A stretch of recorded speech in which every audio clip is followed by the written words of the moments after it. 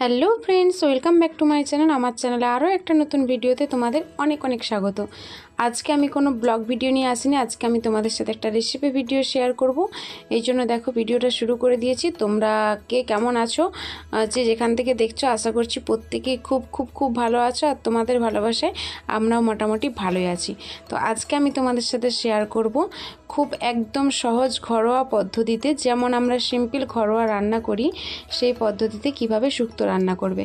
আমি জানি তোমরা প্রত্যেকেই জানো রান্না করতে, তবুও আমি যেভাবে রান্না করি সেটা আমি তোমাদের সঙ্গে শেয়ার করে দিলাম। আর এই ভিডিওতে যদি আমার কোনো ভুল ত্রুটি থাকলে তোমরা কিন্তু অবশ্যই কমেন্ট করে আমাকে জানিও। আমি যদি কোনো রান্নাটাতে ভুল করে থাকি তোমরা কিন্তু অবশ্যই কমেন্ট করে জানাবে। আমি দেখো এখানে সমস্ত সবজিগুলো কেটে নিয়ে নুন হলুদ মাখিয়ে রেখে দিয়েছি, সব একটা একটা করে ভাজবো। এখানে বেগুন, কাঁচকলা, গাজর, করলা, আলু সমস্ত কিছু আমি লম্বা লম্বা করে কেটে নুন হলুদ মাখিয়ে রেখে দিয়েছি। এবার এগুলো একটার পর একটা দেখো কড়াইতে তেল দিয়ে দিয়েছি, সাদা তেল। এগুলো আমি এবার কড়াইয়ে ভেজে নেব। যেহেতু বেগুন আর করলাটা খুব তাড়াতাড়ি ভাজা হয়ে যাবে, সেই জন্য বেগুন আর করলাটা আমি আগে ভেজে নেব, তারপর বাকি আদার্স সব সবজিগুলো একসঙ্গে ভেজে নেব। তোমরা কিন্তু পুরো ভিডিওটার সঙ্গে থাকো, নো স্কিপ করে প্রথম থেকে শেষ পর্যন্ত দেখতে থাকো। আর ভিডিওটার কোথাও যদি তোমাদের একটু ভালো লেগে থাকে তাহলে কিন্তু অবশ্যই তোমরা আমাকে একটা লাইক করে দিয়ে কমেন্ট বক্সে কমেন্ট করো।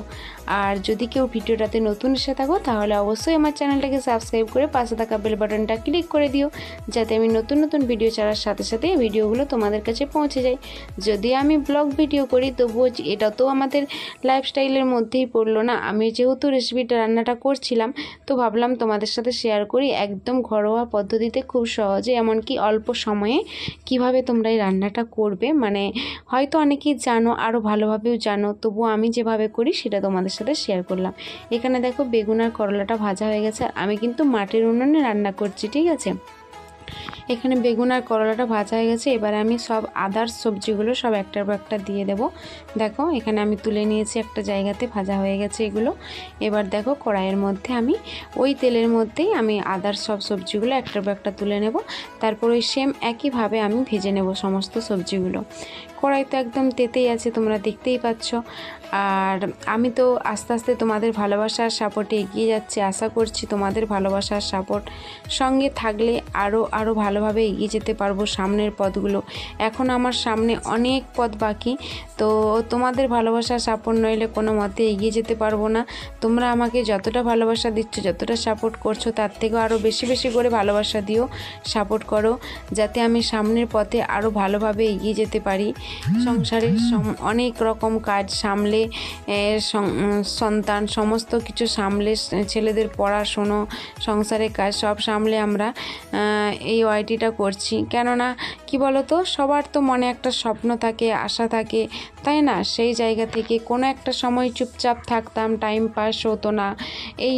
এইভাবে থাকতে থাকতে মনের মধ্যে জাগে যে না, ওয়াইটি করব, ভিডিও করব।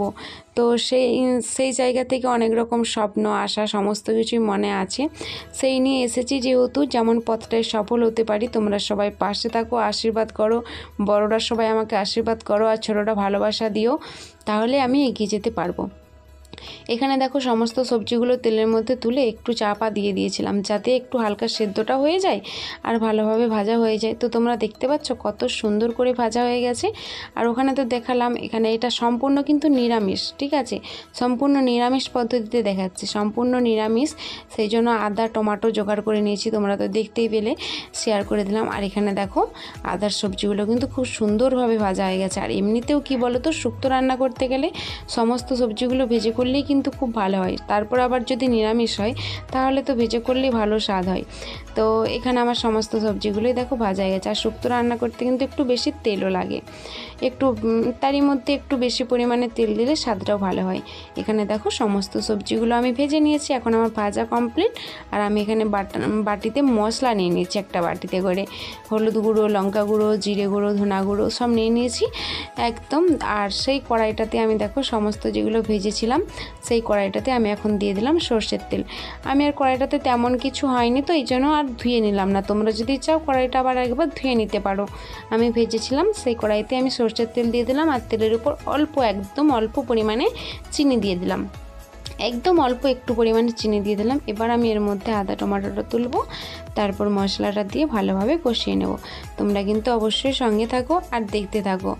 আর তোমাদের মতামত কমেন্ট বক্সে আমাকে জানিও। তোমরা আমার কাছে কোনো ভুল ত্রুটি পেলেও জানিও। আর তোমাদের যদি আমার কোনো কিছু ভালো লাগে সেটাও তোমরা জানিও। আমার কিন্তু তোমাদের কমেন্টগুলো দেখতে বা পড়তে আমার খুব ভালো লাগে।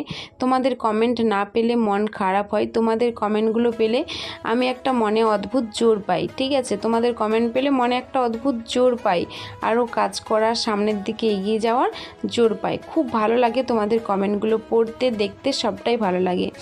তো দেখো এখানে কিন্তু টমেটোটাও তেলের মধ্যে তুলে দিলাম। একটু নেড়ে নিলে আদার সাথে কী হবে বলো তো, একটু ভালোভাবে টমেটোটাও গোলা হয়ে যাবে, একটু তেলের মধ্যে তুলে নেড়ে চেড়ে নিলে।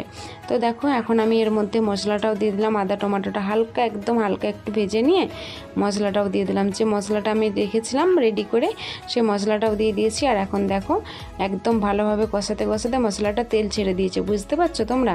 তো দেখো মশলাটা থেকে কিন্তু তেলটা ছেড়ে দিয়েছে। এবার আমি এর মধ্যে যে সবজিগুলো ভেজে রেখেছিলাম সেই সবজিগুলো এবার এর মধ্যে দিয়ে ভালোভাবে কষিয়ে নেব। তো তোমরা দেখতে থাকো, সঙ্গে থাকো। তো দেখো মশলাটা কিন্তু কালারটা এসেছে, দেখতে পাচ্ছ মশলাটা কালারটা কিন্তু খুবই সুন্দর এসেছে।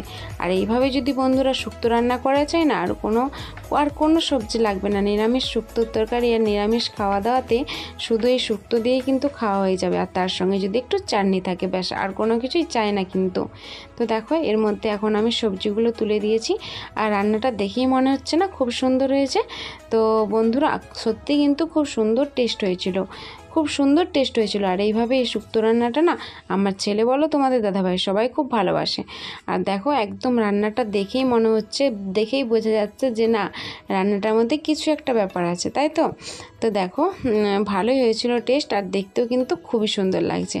এখন আমার মশলাটা দিয়ে কষানো তো হয়ে গেছে, দেখতে পাচ্ছ কড়াইতে লেগে যাচ্ছে। এবার আমি এর মধ্যে জল দিয়ে দেবো। যেহেতু আমি আলুগুলো সিদ্ধ করিনি, ভেজে নিয়েছি তেলের মধ্যে তুলে নুন হলুদ মাখিয়ে, সেহেতু আমি জলটার পরিমাণটা একটু বেশিই দেব, কারণ ফুটে ফুটে আলুটা সেদ্ধ হবে। এখানে তো আর বাকি আদার্স কোনো সবজি সেদ্ধ হওয়ার ব্যাপার নেই।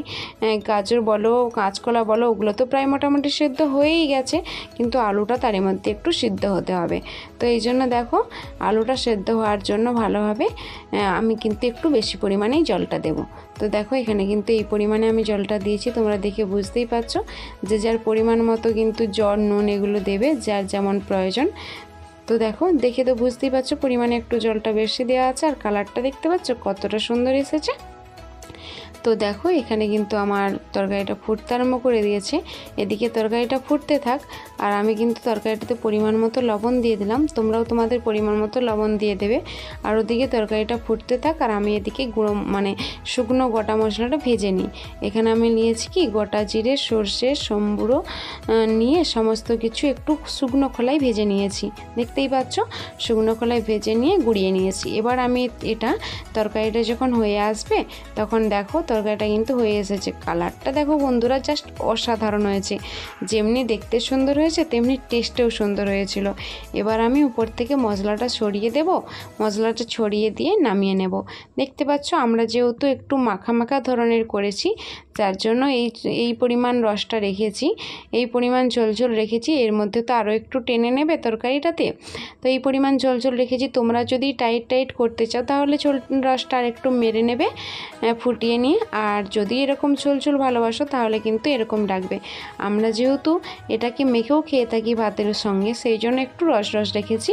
আর এই রসটা কিন্তু যতটা আছে ততটা থাকবে না, আলুতে কিছুটা টেনে নেবে। দেখো এই হচ্ছে তরকারিটা আজকে ফাইনাল লুক। আজকের মতো টাটা, সঙ্গে থাকো।